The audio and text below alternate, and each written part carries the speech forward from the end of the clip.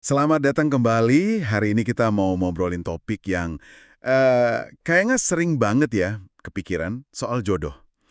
Gimana sih caranya kita bisa yakin gitu kalau seseorang itu emang the one buat kita? Nah, ini kita ada bahan menarik nih dari pakar hubungan Aryan Saris, penulis buku 21 Ways to Attract Your Soulmate. Jadi, misi kita kali ini kita coba telaah bareng ya. Ada 8 pertanda nih menurut Seris yang bisa jadi sinyal, wah mungkin udah ketemu nih belahan jiwa. Kita coba kupas lebih dalam dari sekedar daftar biasa. Siap? Yuk kita mulai pembahasannya. Oke, topik yang selalu menarik ya ini. Soalnya kan nyari pasangan hidup itu perjalanannya personal banget, beda-beda tiap orang. Jadi menarik sih lihat kerangka berpikir yang ditawarin series lewat 8 tanda ini. Coba kita lihat bareng-bareng intinya apa aja. Sip. Kita mulai dari yang paling dasar dulu kali ya, fondasi hubungan menurut Saris. Tanda pertama itu soal saling berbagi dan menikmati kebersamaan. Sumber ini bilang, rahasia hubungan awet itu bukan cuma soal bisa saling bantu pas ada masalah besar aja, Hmm. tapi justru di hal-hal kecil sehari-hari. Dan yang paling penting, kata Saris, Anda berdua itu benar-benar nikmatin waktu bareng. Bahkan, tanpa perlu ada orang lain atau kegiatan heboh gitu, cukup berdua aja udah senang. Gimana? Anda ngerasa gitu juga nggak? Nah, ini dia. Ini poin krusial banget sebagai fondasi. Penekanannya itu bukan cuma yang penting lakuin kegiatan bareng. Bukan itu. Tapi lebih ke kualitas kebersamaannya itu sendiri. Ada nggak sih rasa seneng yang tulus? Ada kecocokan dasar gitu pas lagi berbagi momen hidup, sekecil apapun itu. Sumber ini kan nyorotnya kemampuan buat nikmatin semua aspek hidup bareng. Jadi ya, bukan cuma pas lagi kencan romantis aja. Oh iya iya. Tapi juga pas lagi mungkin ngerjain kerjaan rumah bareng, atau kejebak macet, atau bahkan cuma duduk diem aja sebelahan tapi rasanya nyaman. Ini nunjukin adanya keselarasan ritme hidup, kenyamanan dasar yang nggak dibuat-buat. Kalau bareng dia tuh rasanya ringan dan enak terus, nah itu fondasinya kuat. Suka banget sama penekanan di kualitas kebersamaan itu. Jadi emang bukan soal berapa lama barengnya ya, tapi gimana rasanya pas lagi bareng. Betul. Nah, dari rasa nyaman bareng ini kayaknya nyambung nih ke pertanda kedua, menjadi diri sendiri atau keaslian. Sumber ini nanya nih, bisa nggak sih dia atau Anda juga bersikap santai apa adanya tanpa perlu jaga image terus-terusan? Coba perhatiin hal kecil deh. Gerak-geriknya, cara dia pakai baju pas lagi santai banget, rambutnya kalau lagi acak-acakan, cara ngomongnya yang spontan, ketawanya yang lepas. Itu kerasa asli nggak? Soalnya, Saris bilang, kalau salah satu atau dua-duanya ngerasa harus pakai topeng terus, wah itu bisa jadi lampu kuning tuh. Ya, ini nyentuh inti banget soal penerimaan dalam hubungan. Otentisitas itu kan indikator tingkat keamanan psikologis ya. Kalau seseorang ngerasa nyaman, ngerasa aman, buat nunjukin dirinya yang asli, ya lengkap sama kebiasaan anehnya, kekurangannya, bahkan sisi konyolnya di depan Anda, itu nunjukin ada kepercayaan yang dalam banget. Hmm, Sebaliknya, kalau kesannya selalu main peran, selalu usaha keras, tampil sempurna atau sesuai harapan, nah itu bisa jadi nunjukin ada ketidakcocokan dasar atau rasa nggak aman yang gede dalam hubungan itu. Penerimaan sejati itu kan pas Anda berdua bisa napas lega, jadi diri sendiri, tanpa takut dihakimi atau ditolak. bener banget. Pasti lega ya rasanya bisa nurunin tameng gitu, dan diterima apa adanya.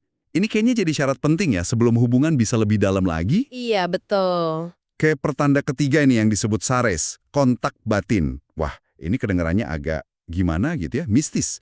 Maksudnya, eh, pernah nggak sih ngerasa bisa nebak gitu, apa yang lagi dipikirin atau dirasain pasangan, bahkan sebelum dia ngomong.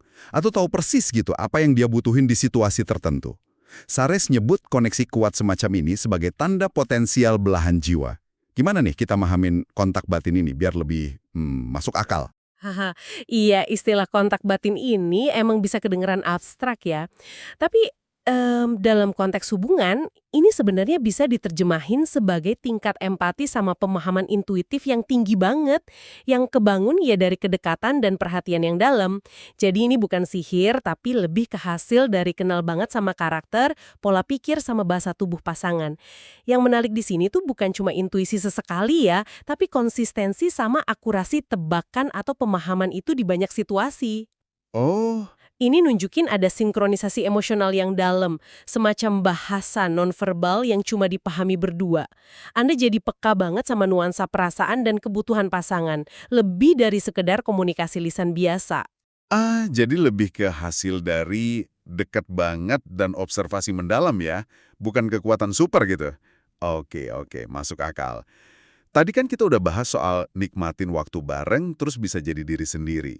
Nah, ini nyambung lagi ke tanda keempat, kenyamanan tanpa batas. Pertanyaannya gini, secara umum, kalau lagi sama dia, Anda ngerasa rileks, tenang, nggak ada tekanan gitu nggak? Bahkan nih, kalau ngabisin waktu lama banget, berjam-jam tiap hari sama dia, Anda nggak bosen atau ngerasa kesedot energinya? Saris ngelihat ini sebagai indikator kuat buat hubungan jangka panjang. Apa sih yang bikin rasa nyaman konsisten ini penting banget? Rasa nyaman yang konsisten yang nggak hilang meskipun udah lama bareng atau intensitasnya tinggi, itu nunjukin kecocokan dasar di level energi sama kepribadian. Penting banget. Hubungan yang kayak gini tuh nggak kerasa kayak kerjaan yang bikin capek. Malah kayak rumah tempat Anda bisa istirahat, ngerasa aman, bahkan bisa ngisi energi lagi. Rumah ya? Iya, kalau kebersamaan yang intens aja nggak bikin bosan atau pengen kabur, itu artinya ada keselarasan yang dalam. Anda nggak perlu terus-terusan nyari stimulasi dari luar, karena kehadiran satu sama lain aja udah cukup, udah nenangin. Ini fondasi penting buat hubungan jangka panjang. Kan hidup nggak selalu isinya kembang api terus, ya kan? Betul, betul. Justru kenyamanan di keseharian itu yang nopang. Rumah yang ngisi ulang energi. Bagus tuh analoginya. Karena emang hubungan harusnya nambah energi ya, bukan nguras.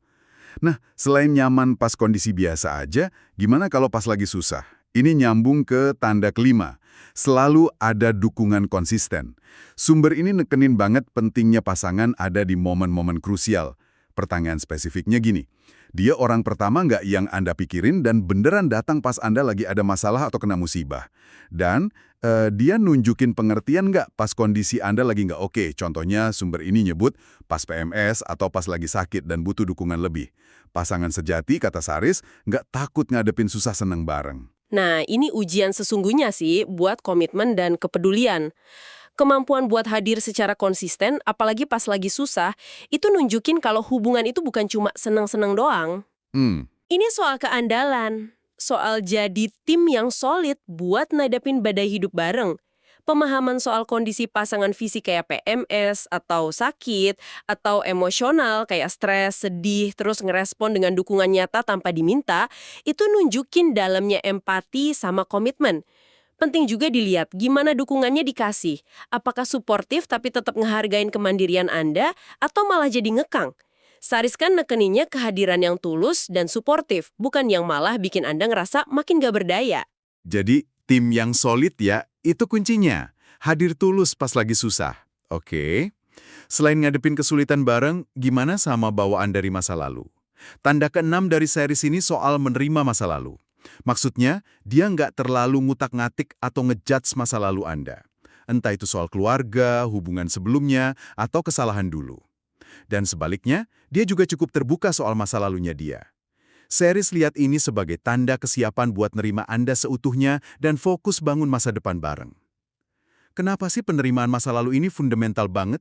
Penerimaan masa lalu itu cerminan kedewasaan emosional ya, sama fokus ke hubungan yang sekarang dan ke depan. Tiap orang kan punya cerita, punya bab yang mungkin gak pengen dibaca ulang. Iya juga sih. Kalau pasangan bisa nerima keseluruhan cerita hidup Anda tanpa dijadiin senjata pas lagi konflik, atau nggak diungkit-ungkit terus, itu ngebangun fondasi kepercayaan yang kokoh banget. Artinya dia nerima Anda sebagai pribadi utuh yang dibentuk sama pengalaman lalu, tapi nggak didefinisiin sama masa lalu itu. Keterbukaan timbal balik soal masa lalu juga penting. Ini nunjukin nggak ada rahasia gede yang disembunyiin yang bisa ngerusak hubungan nanti. Intinya sih, ngebangun di atas kejujuran. Jadi, masa lalu diakui sebagai bagian cerita, tapi nggak jadi penghalang buat ke depan ya. Penting nih buat rasa aman. Ngomong-ngomong soal rasa aman, ini nyambung sama tanda ketujuh. Tidak malu dengan kekurangan. Pertanyaan buat direnung ini, Anda ngerasa cukup nyaman nggak buat nunjukin sisi diri Anda yang paling, nggak banget, atau paling rapuh di depan dia? Sumber ini ngasih contoh gamblang banget. Pas baru bangun tidur, muka bantal, rambut acak-acakan. Atau mungkin pas lagi sakit parah belum mandi berhari-hari. Kalau Anda bisa ngelewatin momen kayak gitu tanpa rasa malu berlebihan di depan dia, Saris ngelihatnya sebagai sinyal positif yang kuat.